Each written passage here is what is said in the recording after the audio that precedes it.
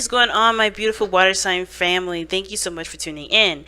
This is your girl, Venus Archangel, here with another love reading for you guys. If you're unsure of your placements, go ahead and check the description box below. Also, guys, please remember that these readings may not resonate with everybody, and that is totally fine.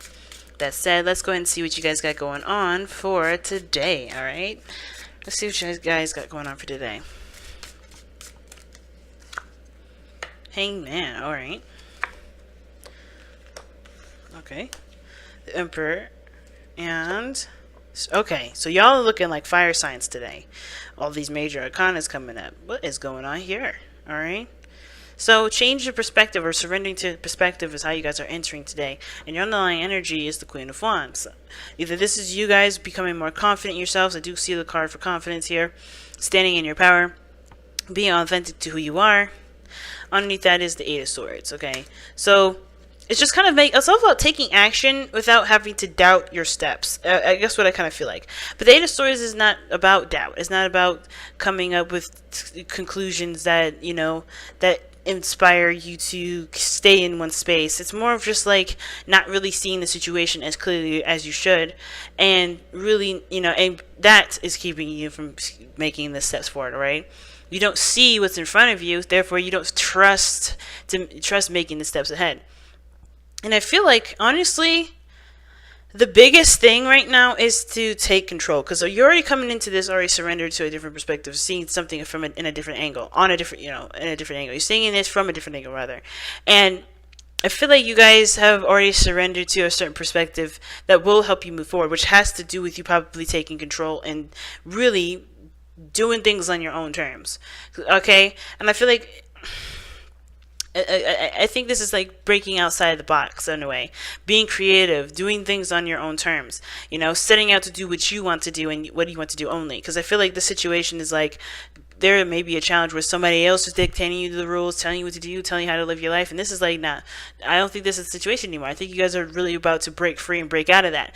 But of course, if this person has been dominant in your life for some time, it can kind of feel like this, you know, that this encased cage that that you're in is something that's, you know, pretty much impenetrable to break out of. But it's only because you don't see your own power, your own potential, your own strength, and you're looking at, you know, you're not actually looking at anything. You're just listening to the thoughts that are going on around in your mind of, you know, whatever's going on that's keeping you from being able to just take your power back. So the Queen of Wands is coming in here saying, this is your time. This is your absolute moment to take your world back, take your power back. You know, do what you want to do and not let anybody else dictate what you're going to do, right? Because that's not their business. So that brings up the Strength card, because I feel like from where you're standing, you do have to be brave and walk in this truth now, this new perspective that you've gained, this new perspective that you had to surrender to in order to really capitalize on the moment that you have right now. It's going to require you to be brave. It's going to require you to continue to fight the good fight, especially when, of course, it's easier to just, you know, either to cave or to let other people have their way. It's like this situation is saying, you don't need to do any of that. You don't need to stick with the status quo. You don't need to, you know, to abide by someone else's rules. If it doesn't resonate with you as truth, it doesn't connect with you as a person, as your individual self, as your unique self, it ain't worth the time or the effort to even entertain. And I think, of course, like I said, if you've always followed directions, if you've always like listened to this individual, looked up to this person, and now this is about you stepping into your own power, yeah, it could be definitely difficult. But I feel like it's definitely worth it, and because, you know, you don't need to follow along behind somebody. All right. Now, at the same time, I don't think it is like the follower, you know, the leader-follower dynamic. It kind of feels like this is somebody that's been controlling, and you have to just kind of say enough is enough is enough is enough. All right. So, you know, just putting down your foot and saying, this is what I'm doing, and that's it. Very similar to I think Tuesdays.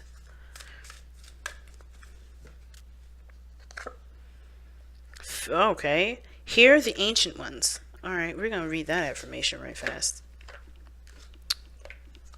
Because it does talk about listening to your intuition, listening to your, you know, your higher self. Yeah, let me see. Am I just lose my mind? I am. Alright, here we go. The indigenous people of the world are those who have lived in harmony with the land of countless generations. Among them are the elders whose wisdom and knowledge can teach us of our relationship with nature and of living a life of empathetic awareness and to better understand our roles as caretakers of the earth. They can teach us the wisdom of taking only what we need, of wasting little, and of honoring all sacrifices made so that we may live and grow. Hear the wisdom of the ancient ones. Learn from their knowledge, lore, and traditions. Okay. Interesting message. Because how this is looking like is like, unless this person is someone that, you greatly respect, I feel like there are things that you can get from this person in the sense of like helping you grow. But the second they start telling you that you have to do a certain thing or do something, right? I feel like that's when it kind of crosses the line.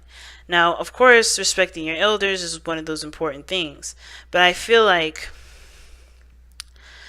what this message is saying is that you have the information too within your guidance systems, within your heart. Of course, people of this planet that have been here longer than us do have more experience, may even have more information than we do. But it doesn't mean that this is the end all be all. We still have to live through our own truth. We still have to live through what, resonates with us, right?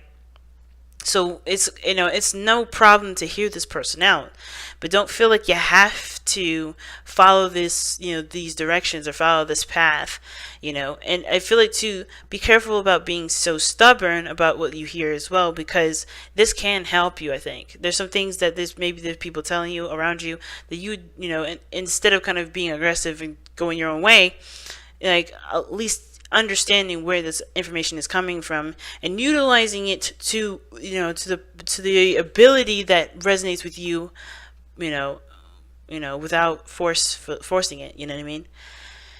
And also remember that hearing the ancient ones, I feel like it can indicate, listening to your higher self, trusting your intuition, right?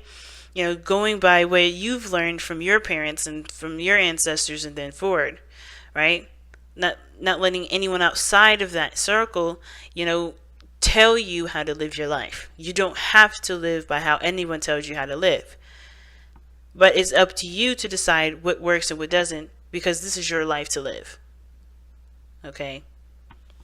Interesting reading this time around. Everybody's got some really interesting readings. But I'm going to go ahead and let you guys go. Thank you so much for tuning in, guys. I love you to death. And I will see you guys tomorrow. Take care. Bye now.